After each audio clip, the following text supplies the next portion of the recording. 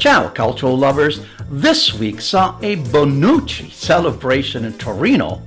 Politano punished Napoli, and the big eyes, Icardi and Immobile, continue to battle for capocannoniere honors.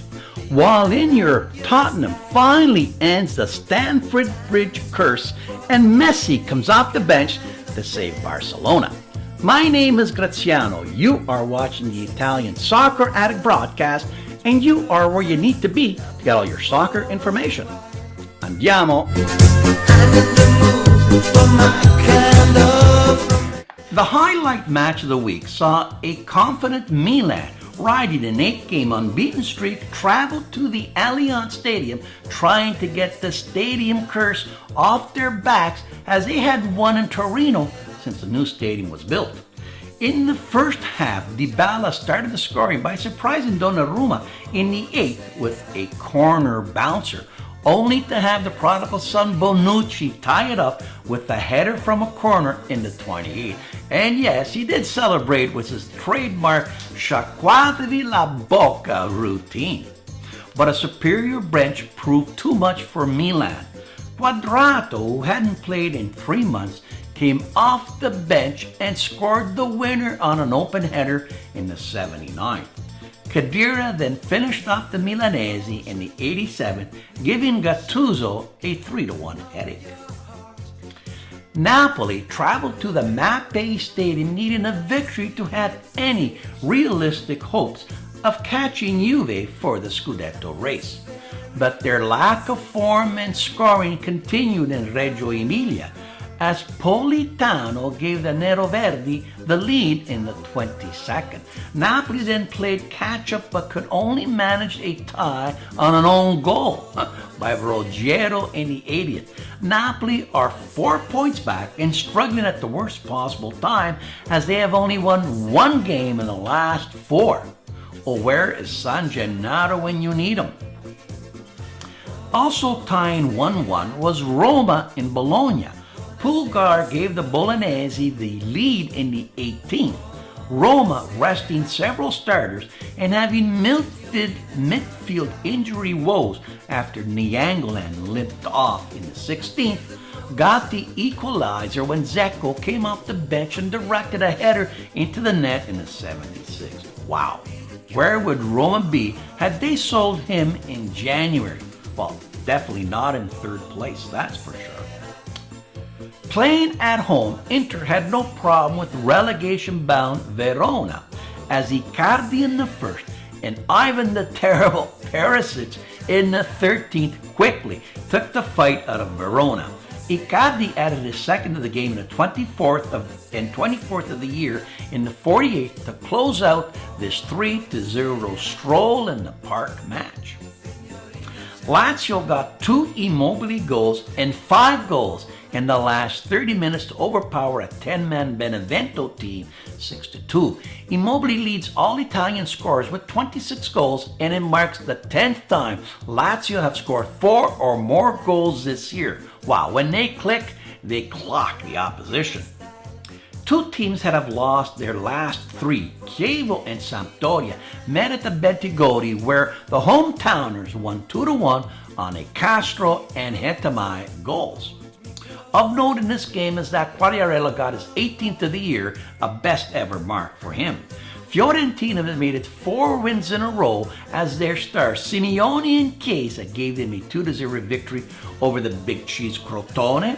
Atalanta made it 2 in a row while handing Udine their 6th loss in a row as Petagna and Maselio scored for a 2-0 victory. Torino finally got back to winning and saved Mazzarri's job by putting 4 by Cagliari. And finally, Spal got a 60th minute Lazzari goal to tie Genoa 1-1. Spal are now out of the drop zone. My goal of the week comes from Chitaldi of Benevento, who's been on loan from Lazio. A spot kick under the short side 7. Nice placement.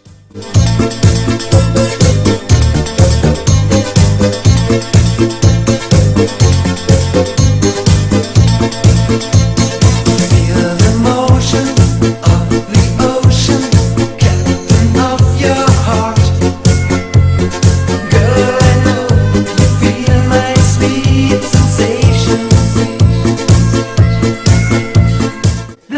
week sees the quarterfinals in European play. On Tuesday, Juventus hosts Real Madrid. On Wednesday, Roma travel to Barcelona, and Lazio, the only Italian team left in the Europa League, hosts Red Bull on Thursday. In Torino, Juve face a Real Madrid that rested Ronaldo on the weekend. Real and Ronaldo are peaking at the right times, and this spells trouble for a Juve as they see a 2-1 Real victory. Not even close sees an injury-racked Roma travel to the Camp Nou, where Barcelona, even if Messi doesn't play, are capable of embarrassing the Romans. This could get real ugly. I'm hoping the bleeding stops at 3. Finally, Italy's leading scorer Immobile scores again, but Red Bull leave Roma with 2 away goals and a 2-2 tie. Boy, would this be a great time for me to be wrong. What do you think? Leave your predictions down below. First off, in Germany, the big match, there's Klasner between Bayern and Borussia. Saw big money Bayern pound no money Borussia 6-0. Lewandowski getting the trick to give him 26 past the beer stein, because this one's done. In Spain, even though Real rested Ronaldo, they didn't need him, as Bale got 2 goals to beat the Palm Trees 3-0. While in Sevilla, Barcelona definitely did need Messi. After going down by 2 goals, Messi had to come off the bench and save a 2-2 tie as he and Suarez scored 2 goals in the 89th to extend their unbeaten streak to 37 games. Wow, what a player. And finally, across the pond, Mo Salah got his 29th goal of the year, his 21st in 27 matches, to lead Liverpool over Palace 2-1. Tottenham minus Prince Harry won for the first time ever at Chelsea 3-1 thanks to a Dele Alli brace. United saw Lukaku get his 100th league goal as they beat the Swans 2-0, and Man City got 3 goals from 3 shots on net to beat Everton 3-1. Man City can clinch the title with 1 more victory, and their next game is against Man United. As for last year's champs, Chelsea could be out of European play altogether, and Conte out of a job. Did you know that Liverpool's Mo Salah is so popular that he even got 5% of the votes in Egypt's national election? Not bad considering he wasn't even on the ballot. And did you know that Greek soccer was canceled for the last 2 weeks after POAK's owner Ivan Savidis came onto the pitch protesting a late goal? The problem was he was wearing a gun, which adds a whole new meaning to a shootout.